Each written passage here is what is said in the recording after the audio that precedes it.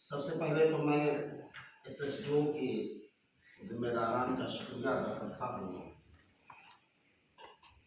और उसके बाद हमारे छोटे अजीज दोस्त संजय सर का भी मैं शुक्रिया अदा करता हूँ। इसी के अलावा हमारे जो भी मुअज़्ज़ज़ मेहमानान गिरामी हैं, वार्ड अध्यक्ष वगैरह, शोबरा के जिम्मेदारान, उनका भी शुक्रिया अदा करता हूँ। और इसी तरीके से अपने तमाम उलमा और मदारिस की दुनिया से वाबस्ता अफराद का बड़ी यथार्थी से शुक्रिया अदा करता हूँ कि आप लोगों ने मुझे बहुत किया, बुलाया और आप चाहते हैं कि मैं आपके सामने कुछ बातें रखूँ। एक शेर से मैं शुरुआत करना चाहूँगा, क्योंकि आज मेरी तबीयत भी कुछ नासाज है, सर्दी है और गुज़िश्ता कई रोज़ से मैं प्रोग्रामों में ही रह रहा हूँ। चूँकि संजय सर का और सुप्रीम का कहना था कि हड़ताल में आना है और मेरी वजह से ही मैं काठमांडू भी गया था इन्हीं मदारिस के इस मामला को लेकर, तो इतना होने के बावजूद मुझे आना पड़ा, वरना आज तबीयत साथ नहीं दे रही थी और सुबह से 2-3 प्रोग्राम अटेंड करके आता हूँ। मैं एक शेर के जरिया से शुरुआत करता हूँ। कहानी ठीक बनती है, नज़ारे ठीक मिलते हैं। कहानी ठीक बनती है, नज़ारे ठीक मिलते हैं। उमूमन वक्त अच्छा हो तो सारे ठीक मिलते हैं। हमें तो जो मिला अपना वही डसने में माहिर था। हमें तो जो मिला अपना वही डसने में माहिर था। न जाने कैसे लोगों को सहारे ठीक मिलते हैं।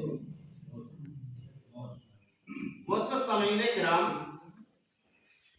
जिस तरह से अभी हमारे शोबरा के शिक्षा प्रमुख सर ने बात की है, अगर कौल और फेल दोनों में वाक़ईतन वो ऐसे ही हैं, उलमा की जमात बैठी हुई है, तो मैं इतना ही कहूँगा कि या अय्युहल्लज़ीना आमनू लिमा तक़ूलूना मा ला तफ़अलून, अगर वो वैसे ही हैं तो आप मुबारकबाद के मुस्तहिक़ हैं कि ऐसी ज़हनियत के लोग आपको मिल रहे हैं, वरना संघी ज़हनियत में आज पूरे कपिल वस्तु और नेपाल के माहौल को बिगाड़ तो आप उनकी कदर करें अगर वैसे ही है। हमारे संविधान के 26 धारा में धार्मिक स्वतंत्रता का हक दिया गया है। हमेशा बात की जाती है मदरसाओं को मूल प्रवाहीकरण में लाने की। हमने शुरू में ही हुकूमत को एक हुक्का दे दिया राष्ट्रीय मदरसा संघ की तरफ से कि हम कुछ लचीले होने के लिए तैयार हैं, कुछ आप भी लचक हुए। हमने मुआहदा किया कि 60% हमारी धार्मिक पढ़ाई और 40% आधुनिक पढ़ाई रखी जाए। बाद में कहने सुनने पर कई मुज़ाकरात पे 50-50, 50-50, आधे पर मुज़ाकरात कि आधी तालीम आप मॉडर्नाइज दें, आधुनिक दें और आधी तालीम आप मज़हब दें। तो संविधान का 26 धारा यह बाकायदा स्वतंत्रता का अधिकार देता है, धार्मिक स्वतंत्रता का। अगर खाली स्वतंत्रता के अधिकार की बात करेंगे तो संविधान का 17वां धारा भी देता है, लेकिन संविधान का 26वां धारा यह धार्मिक स्वतंत्रता का अधिकार देता है और संविधान का 31 धारा उप धारा 5 मुजिब प्रत्येक नेपाली समुदाय रहे आफ्नो मातृभाषा में शिक्षा पाने अधिकार दिएको छ। संविधान का 32 धारा बाकायदा भाषा आयोग गठन किए हुए है और वो कहता है कि नेपाल में बोले जाने वाली सारी भाषाएं सरकारी भाषा, संविधान तो बड़ा अच्छा है। अब संविधान को हमारे कुछ लोग तोड़ मरोड़ कर पेश करते हैं, गलत तरीके से पेश करते हैं। आधुनिकीकरण का मतलब ये है कि जिन हमारे बुजुर्गों ने अकादमी में मदरसे को कायम किया था, आप उनको भी संरक्षण दें। मदरसे ये असलन धार्मिक पढ़ाई के लिए, उसकी इफ्तिताह तो उलमा ने किया था, और उस वक्त किया था जब वो भीख मांगकर, चंदा वसूल कर, मुट्ठी वसूल कर, गल्ला वसूल कर, उश्र वसूल कर कायम कर रहे थे, चला रहे थे। आज हुकूमत की तरफ से, मेरी पहल से, मैं अमरुलमरी मदरसा बोर्ड का उपाध्यक्ष नहीं रहा, मुझे हटा दिया गया। हटाया इसलिए गया कि मैं हुकूमत को वक्तन फौक्तन ललकार रहा था। मुझसे कहा गया कि आप पद पे रहकर ऐसी बातें करते हैं जो बाहर वाला नहीं करता। मैंने कहा मुझे निकाल दीजिए, मैं कौन से समुदाय से समझौता नहीं कर सकता, मैं कंप्रोमाइज करने के लिए नहीं आया हूं। मैं मदरसे से पढ़ा हुआ शख्स हूं, मदरसे से आया हूं। आज भी मुल्क के सबसे बड़े अदारे सिराजुल उलूम का मैं प्रवक्ता हूं, तर्जुमान हूं। तो मैं ओहदा इसलिए नहीं लिया हूं कि मैं आपके हामी रहूं, बल्कि ओहदा मैंने इसलिए लिया है कि अपने मदरसे को मैं सिस्टम में लेकर आऊं, और मैं लेकर आया। आपको मालूम होना चाहिए कि पहले मदरसों को खाजा का पैसा नहीं मिलता था, छात्रवृत्ति नहीं मिलती थी, मसलन कर्ज नहीं मिलता था, बुक कॉर्नर नहीं मिलता था, पाठ पुस्तक नहीं मिलता था, सेंटरी पैड नहीं मिलता था। एक मुश्त रकम 2,41,000 मिलता था। सबको मैंने दिलाना शुरू किया, और इस बार धार्मिक विद्यालय को, जितने भी गुम्बा, गुरुकुल, मदरसा, जितने भी हैं, बिहार, आश्रम, मुंदुम, सबको 2,41 की जगह पर 3 लाख रुपया जाएगा। मैंने मरकज से पास किया अपने कार्यकाल।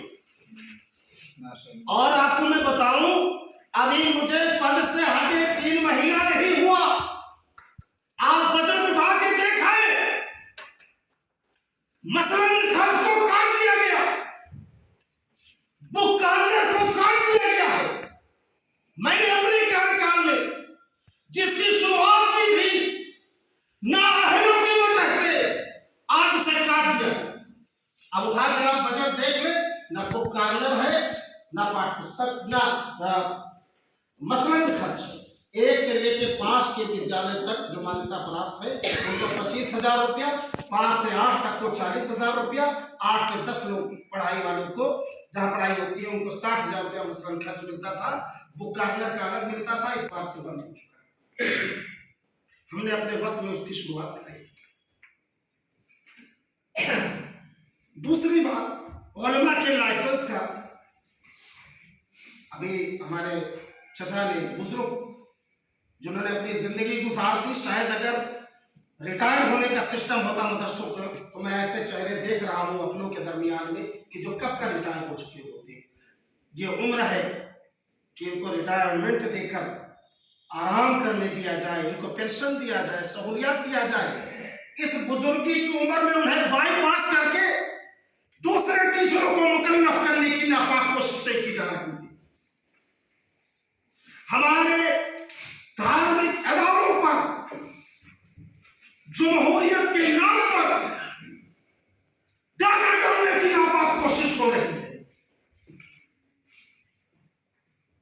आप अगर ये कह रहे हैं कि मदरसों को हम मूलधार में लाना चाहते हैं, सारे उलमा के साथ खड़े हैं, कोई इख्तिलाफ नहीं।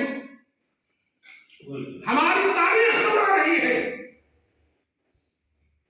बदर की जंग में जब 70 कैदियों को पकड़ा गया था, रसूलुल्लाह सल्लल्लाहु अलैहि वसल्लम ने उन्हें हुक्म दिया था कि अगर तुम दियत नहीं दे सकते हो, हमारे 10 लड़कों को पढ़ना लिखना सिखा दो, चले जाओ। 10 लड़कों की शर्त रखी थी। मुरब्बी इस्लाम तो मोहम्मद रसूलुल्लाह सल्लल्लाहु अलैहि वसल्लम। उस वक्त मॉडर्न एजुकेशन के लिए रसूलुल्लाह सल्लल्लाहु अलैहि वसल्लम ने उन 10 सहाबा को पेश किया, उन 10 लोगों को पेश किया था जिन्होंने इस्लाम नहीं कबूल किया था। कैदी थे, पकड़ के लाए गए थे, गिरफ्तार करके लाए गए थे, उनको कहा गया था। और उस्ताद की इज्जत कोई इस्लाम से सीखे। इस्लाम में उस्ताद का कितना एहतराम है। मुस्लिम और गैर मुस्लिम होना शर्त नहीं है कि सहाबा किराम के यहाँ वो कैदी जब पढ़ाने के लिए जाते थे तो उनकी आंखें बह पड़ती थी। वो कहते थे कि सहाबा हमको उस्ताद की वजह से रोटी गोश्त खिलाते थे और खुद खजूर खाया करते। ये उस्ताद का एहतराम, ये उस्ताद की इज्जत। हम मदरसों को मूलधार में लाना चाहते हैं। मैंने शिक्षा मंत्री से कहा, अभी के शिक्षा मंत्री से, मेरे फेसबुक को खोलकर आप देखें, अभी देखें, अभी मैं कहते आया विद्या भट्टराय जी से मैंने कहा, आप कहते हैं कि मदरसों में इंग्लिश पढ़ाइए, नेपाली पढ़ाइए, मैथ पढ़ाइए, साइंस पढ़ाइए, सामाजिक पढ़ाइए, और रकम देती है सिर्फ 3 लाख। वो भी मेरे पढ़ाने कहने का सिर्फ 3 लाख। संजय सर, आज एक प्राइमरी टीचर की तनख्वाह 34,000 से ज्यादा, जो सालाना कमोबेश 13 महीने का 5 लाख बनता है। उसी के अपोजिट शून्य दरबंदी भाई को विद्यालय को नेपाल सरकार 10 लाख रुपया अनुदान देता है, तो मदरसों को सिर्फ 3 लाख क्यों? आपकी नीयत में खोट है। और वो 3 लाख अगर आप नेपाली, इंग्लिश, मैथ, साइंस पढ़ाने के लिए भेज दे तो मदरसे के उलमा तो ऐसे ही खारिज हो गए। पैसा आप दे किसके लिए? इसका मतलब कि आपकी नीयत साफ नहीं है। हम मदरसों को आधुनिकीकरण के लिए मैंने फिक्रा दिया था, और मुझे उम्मीद है कि आपको यह फिक्रा, यह सोच पसंद भी आएगा। मैंने कहा धार्मिक मदरसों में पढ़ाने वाले उलमा को पढ़ा का दर्जा दे दीजिए, प्रधान अध्यापक का दर्जा दे दीजिए, और दूसरे टीचरों को उसके ताबे कर दीजिए। दोनों पढ़ाएंगे, दोनों को सरकारी कीजिए। अगर मैं आपको ऐसे अदारे भी बता सकता हूं जहां हुकूमत ने, गुराही का मदरसा आप देख लीजिए, शानदार तरीके से चल रहा था, वो लोग मुझसे राब्ते में थे। वहां पर आधुनिक के नाम पर बहुसंख्यक समुदाय के एक लड़की को प्रिंसिपल बना दिया गया। अब मदरसे के उलमा उसकी कठपुतली बन के घूम रहे हैं, वो प्रिंसिपल बनी घूम रही है। जिस अदारे को आपने कायम किया, आज उस अदारे से आपको साइन लगाया जा रहा है। ये कहां का इंसाफ है? ये इंसाफ नहीं है। मदरसों में नेपाली, इंग्लिश, मैथ, साइंस, सामाजिक पढ़ाई जानी चाहिए। मैं उसकी पुरजोर वकालत करता हूं, लेकिन इस शर्त के साथ कि उलमा के हुकूक को आप खबर नहीं कर सकते हैं। उनको उनका हक दीजिए और आधुनिक कीजिए, दोनों साथ में लेके चले। आप सिर्फ आधुनिक के नाम पर उलमा को अगर साइन लगाना चाह रहे हैं तो ये मुस्लिम समुदाय को काबिल कबूल नहीं है। जिस समुदाय ने सदियों से मदरसे को ताउन से, चंदा से, सहयोग से चलाया है, मुस्तकबिल में चला लेगा तो आपके 3 लाख का मुहताज नहीं। लेकिन आपको क्वालिटी दीजिए, वो टीचर साथ दीजिए। जिस तरह से एक कानून है कि 25 लड़के, 20 लड़के, 30 लड़के, जगह जगह का, इसमें भी अकेलापन है, मैं उसमें नहीं जाना चाहता। उस आबादी के लिहाज से टीचर दिए जाते हैं, आप मदरसों में भी दीजिए। आप मदरसे में कार्यालय सहयोगी भी नहीं दे रहे हैं। सिर्फ 3 लाख में मदरसा चलाना है। उस 3 लाख रुपए में आप कैसे चला सकते हैं? कैसे ऐसा टीचर ला सकते हैं जो सारे जुबानों का माहिर हो? तो मेरे अजीजों और संजय सर, मैं इस पे आपसे गुजारिश करूंगा, हमें बिल्कुल एतराज नहीं है कि मदरसों को आधुनिकीकरण किया जाए। हम आधुनिकीकरण होना चाहते हैं, हालात के तहत उनको बदलना चाहते हैं, लेकिन वो माहौल, वो एक एतमाद की फिजा बहाल की जाए। वो गालिब का शेर याद आ रहा है कि दर्द हो दिल में तो दुआ कीजिए, दवा कीजिए। दर्द हो दिल में तो दवा कीजिए, दिल है जब दर्द हो तो क्या कीजिए। हमको फरियाद करनी आती है, आप सुनते नहीं तो क्या कीजिए। रंज उठाने से भी खुशी होगी, रंज उठाने से भी खुशी होगी, पहले दिल दर्द आशना कीजिए। तो मदरसों को हम आपको यकीन दिलाते हैं, हम सारे उलमा से वकालत करेंगे। कुछ उलमा को रुपनदेही में, आप इस चीज को लिखिएगा सर, रुपनदेही में कुछ उलमा को, कुछ मौलाना लोगों को राह कोटे में रखा गया था। जी सर, 10-12 साल पहले 10-12 साल। राकेश श्रीवास्तव जब यहाँ दिल गए थे, उन्हीं ने रुपनदेही में गया, उन्हीं के दौरान में ये हुआ। अब उस वक्त जो यहाँ का शिक्षा अधिकारी था उसने नहीं किया, रुपनदेही के शिक्षा अधिकारी ने कर दिया, बाकी के शिक्षा अधिकारी ने कर दिया। 130 सीट यहाँ फ्रीज हो, वरना आज 130 उलमा यहाँ पर दरअसल दे पाए। जिम्मेदार कौन? आपकी नीयत में खोट है। हम कहां जाए? मैंने तो मदरसा बोर्ड बनने के बाद इतनी सारी इस्लाहात कर दी। आप यहां मौजूद हैं, आप बताएं कभी मुस्लिम आयोग आपके बीच में आया? मैं जब मदरसा बोर्ड में उपाध्यक्ष था तो मुस्लिम आयोग रोज पत्र भेजता था, मैं दिखा दूंगा, रोज पत्र भेजता था। कभी मुख्यमंत्री के पास भेजता था, कभी सामाजिक विकास मंत्री के पास भेजता था। कहता था मशहूर मौलाना मसूद खान नेपाली वो काम कर रहे हैं जो उनके दायरे अख्तियार में नहीं है, वो तो सिर्फ मदरसा के लिए है, फिर सबकी वकालत क्यों करते हैं? मुख्यमंत्री मुझको बुलाकर पूछा, मैंने मुख्यमंत्री जी से कहा कि माननीय मुख्यमंत्री जी, मेरी एक आदत है, जो किसी शायर ने कहा था कि यूं तो हम लोग बुलाने पे भी कम बोलते हैं, यूं तो हम लोग बुलाने पे भी कम बोलते हैं, पर जहां कोई नहीं बोलता वहां हमने कहा ओहदे को मैं लात मारता हूं, ओहदे को मैं लात मारता हूं।